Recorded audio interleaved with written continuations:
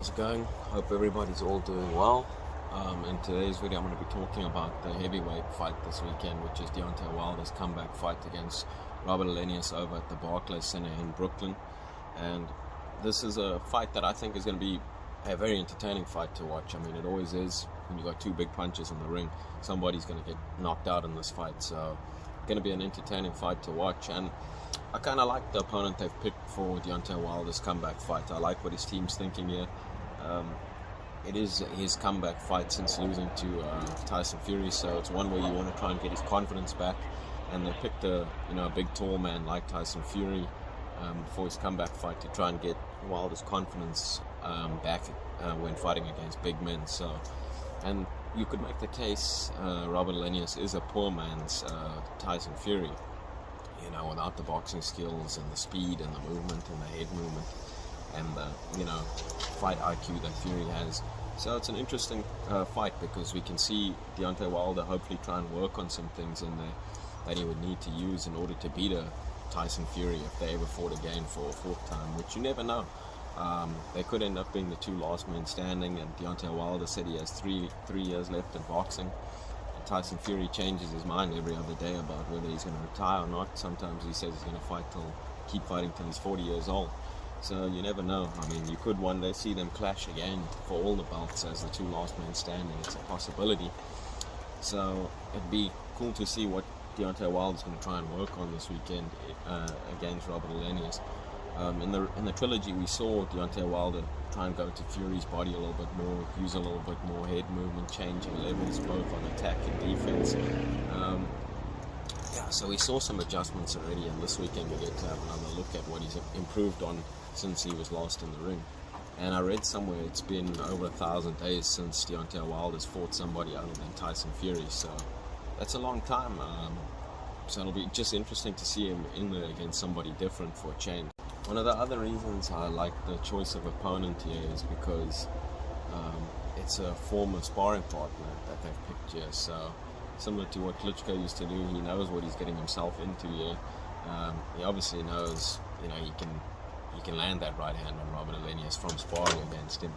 But sparring is sparring and fight's a fight, so it is two different things. You never know. Robert Helenius is going to be dangerous for however long he lasts in there because he's a big man with power.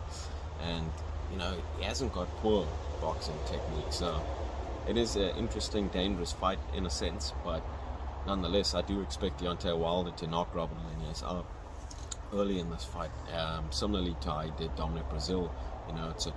Robert Helenius is a similar style or body type to Dominic Brazil. He's a big, tall guy that stands upright, pretty flat-footed right in front of you. It's bread and butter for Deontay Wilder to land his right hand, so I do expect an early knockout in this fight for Deontay Wilder. But yeah, Robert Helenius, one of the reasons, like I say, I think he'll get knocked out in this fight is, he doesn't use much head movement. He kind of stands very upright right in front of you, and he tries to, catch the jab and, then shield the right hand. Stands very upright, doesn't use any head movement.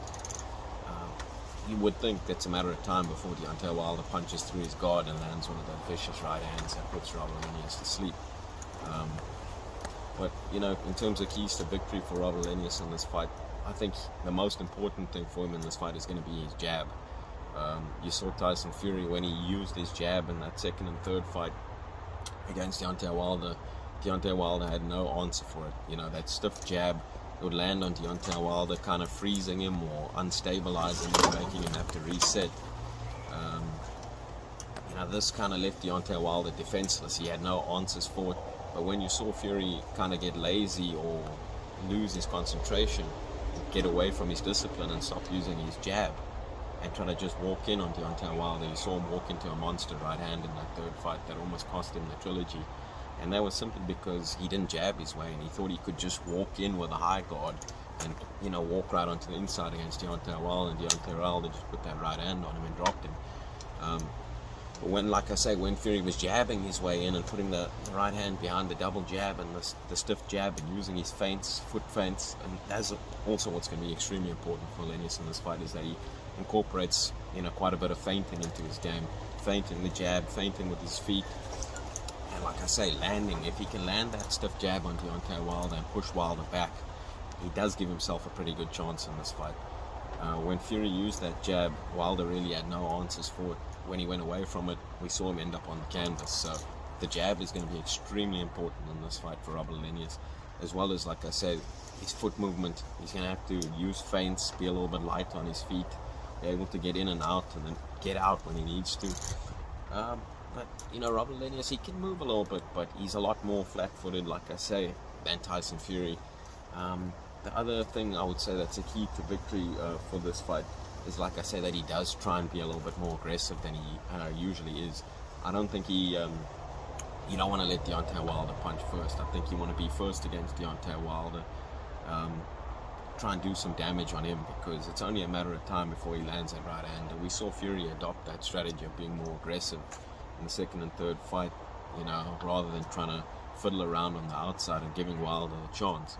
So if Helenius is able to push Wilder back in this fight and get his jab going, he will have a really good chance of winning this fight. But also the other thing is that another reason why I guess that Wilder's team would have picked Helenius is he's also a fighter that doesn't really push the pace, because we saw Deontay Wilder having a lot of cardio problems when Fury pushed the pace, you know, and kind of big manned him in there.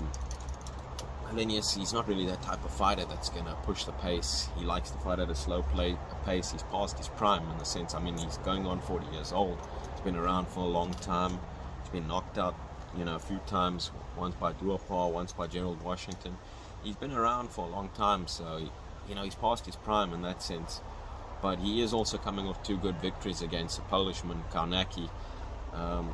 So you can understand why they've picked it, because Karnacki was ranked decently high, even though personally I didn't rate him too much. You know, he has no defense. He's just, you know, he doesn't fight intelligently, and those are the type of fighters that, you know, most times have a bit of success, even if they're aggressive. You know, these fighters, they know what they're doing in there. Whereas Karnacki, to me, kind of just walking forwards, trying to, you know, walk through heavyweights who punch hard is not the smartest thing to do.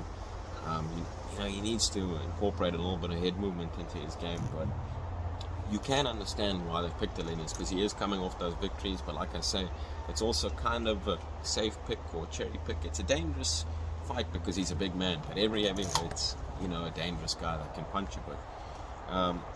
But you know, in a sense, they have kind of cherry picked the fighter that's past his prime, that they also obviously know in sparring they can beat this guy. And you know, it's a fighter obviously that they're going to try and work on and improve stuff in there against, and also just get Wilder back in the win column with a knockout and get his confidence back against, you know, fighting big men. But that's kind of my breakdown and thoughts on the fight.